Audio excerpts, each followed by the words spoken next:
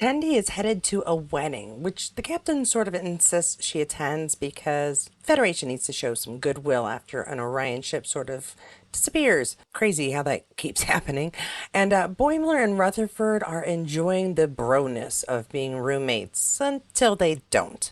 Incredible discoveries about Orion and its culture here on Star Trek Lower Decks, Season 4, Episode 4, Something Borrowed, Something Green. And yeah, this episode is, well, I know I say that they're fun, but this one was fantastically interesting. I love it when we go and meet cultures that we've heard about a lot, but haven't really heard specifics about how they work. Really, we haven't heard so much about Orion since Enterprise. And so I am really excited to show my standout scenes and review for this episode in particular. So let's get started. My first standout scene is going to be the lower deck Orions and that rogue ship. Once again, our opening sequence is, yeah, a little problem with this ship that we haven't learned anything about other than the fact that it seems to want to destroy any other ship it sees on sight. Strangely, it's given us this really cool opportunity this season to meet several different lower decks crews. So far, we've had the Klingons, the Romulans, none last week, but this week we did get the Orions. And that return to this season's interesting little theme is going to get my first standout scenes. My second standout scenes is the roommate closeness. Okay, there was something almost creepy about, what was it, Rutherford? And how it ran. Let's compliment each other's bedding. And how are you sleeping? It was more of an intimate discussion about how they appreciated each other, which is nice, but there's reasonable, and then there's a little bit above it. I wasn't feeling it, but it did make their little argument make a little more sense. It's sort of like you're putting on that extra happy smile when you first get a new roommate, and yeah, then the reality sets in. But in this scene, my favorite part was really that bro hug. Rutherford! It was a little too much, but kind of on theme for Lower Decks. My third standout scene is the murder bug drinking game. Okay, going to Orion was fantastic, and honestly, I could do a whole nother video about how awesome learning about Orion was. But when it came to all of the different Orion tidbits, this one was my favorite. But real quick, let's go over some of those extras that we found out. One, Tendi, Mistress Tendi, grew up in this incredible mansion. Her family is one of the top 5 syndicates in Orion society. Bridal kidnappings are a tradition. Prime daughters are a thing. I don't know for sure if that's firstborn or just the assassin training part, but she's the prime daughter, or was until she left. Split Throat is the name of a bar, and Orions are apparently very straightforward about what they offer, even though they're known for being liars. Strange. A health dungeon is more of a stink dungeon. I was going to try to say stank, but I don't think I really get away with that. And just Orion in general. We've never gone to Orion in all of Star Trek, so this was kind of cool. And I dug those, what hippopotamus, rhinoceros? Someone was writing a purple or pink rhinoceros, hippopotamus, something. But by far, for me, the funniest part, and the part where we kind of really get to know Tendi here, is the murder bug drinking game. 1, she kicked butt. 2, she got a whole lot of information while playing it. And 3, she saved her opponent from being murder bug bitten. It really revealed a lot about Orion society. You can tell a lot about a people by the way they play their games. And my fourth standout scene for this episode is, well, Chulok's appetite. After all the bro argument about how to take care of the bonsai and who gets to take care of the bonsai has become, well, a negotiating device, I guess. Captain Freeman had been frustrated trying to negotiate the rights to scan a nebula, and not just any nebula, an oscillating nebula. She was willing to share the data, but the Chulok captain was not into that idea. Yeah, Captain Kokar was just not into the negotiating. He didn't want to work with the Federation. He didn't want to work with Captain Freeman. And he'd rather lose any chance to scan the nebula rather than have to share the rights to do so with the Federation. Somehow eating the bonsai and the mist, yeah, that solved everything. And yay, diplomacy? Sorry, guys. Sorry about the bonsai. And we've reached that halfway point. If you've enjoyed this video so far, please don't forget to like and subscribe below. You can always join as a Patreon or a member of this channel to get a little extra content.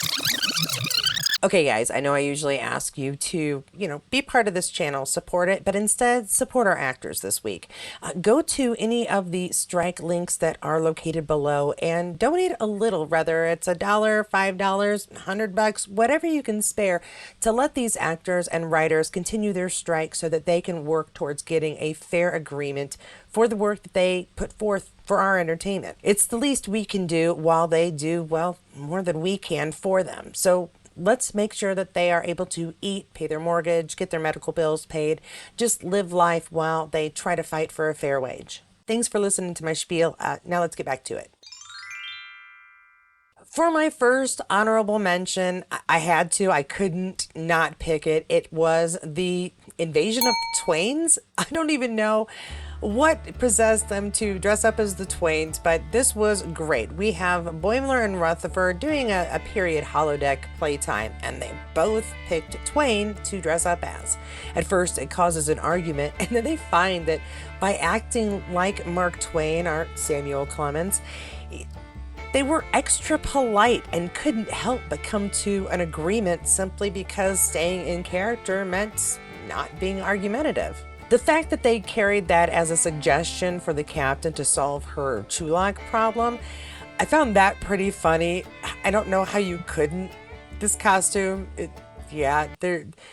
belongs on some people, possibly not all.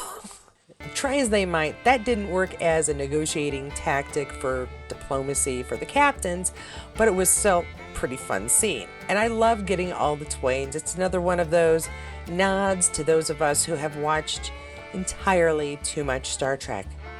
Though, honestly, there is no such thing. My second honorable mention is going to be daggers for Mariner. If you want a free dagger, apparently what you do is you walk around with a Prime, and as she ducks, just stand still. Free daggers all the time. Mariner had access to 3, though she did give them back. Well, we saw her give the first one back at least. You have to hand it to her, though. She took them like a champ, really, pulling them out, giving them back. She understood it's part of the culture. You go with the flow. My third honorable mention is finding out, well, more like confirming Tendi's past, but more importantly, that she's a trained assassin.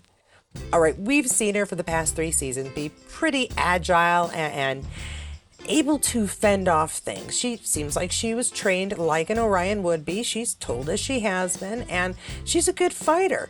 An assassin was a little more than I expected personally, but it wasn't too much of a shock after everything we've seen her do. And honestly, it's been really great this episode to get to know one of the characters that has been a fan favorite pretty much since day one. Now for my fourth honorable mention, and if you've been wondering which character is going to get picked, if any, I'm going to continue that little tradition that's been going on this season, and that's going to be Erica. Okay, partly yes, if you've watched this before, kind of because she's another namesake for my little sister Erica, similar enough, and we were very excited about Strange New Worlds names for their crew. But honestly, I really enjoyed the fact that she was the driving force of the story, Tendi's sister. Yeah, it was a concern, one, going to the wedding. Tendi didn't want to be there, then two, the bride being kidnapped unexpectedly at a time that would not be traditional. But in the end, we find out that, almost like Boimler last week's lack of confidence, Erica kind of needed some encouragement from her sister, letting her know that the position that she took up in her sister's place as Tendi left for the Federation, it's one that she was better suited for in the first place. She proved that to herself by fighting Tendi and, basically kicking her rear end all across the ship, back and forth. Big fighting. And I really, really enjoyed the dynamic between the two siblings. Whenever we get a sibling dynamic, I always really appreciate kind of how on the nose our creators are with how siblings sometimes can work. Tendi leaving might have been sort of a disappointment to her family, but opening up that position for her sister, well, that her sister really wanted in the end, it was what everyone wanted, just not what everyone had discussed. And so having that talk, having the two sisters have a chat about how their lives have gone, it worked out well for everyone. Even mom was happy.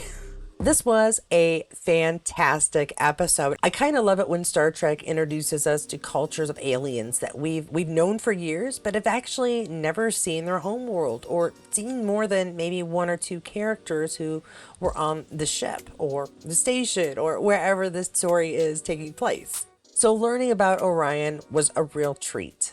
I also really love that T'Lyn, who was taking this report very seriously throughout, just tosses it out the stolen ship's window when she realized Tendi just wouldn't be happy if she shared the information.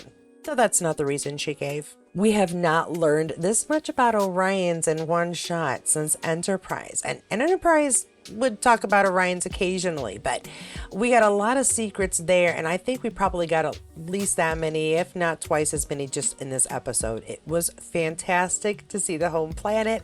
It was fantastic to see some of the local wildlife, and it was really interesting to see how the family dynamic worked. But most of all, we learned about Tendi, who she was before she entered Starfleet, her hopes, her dreams, and the family obligations she left behind, and ultimately passed on to someone who wanted them.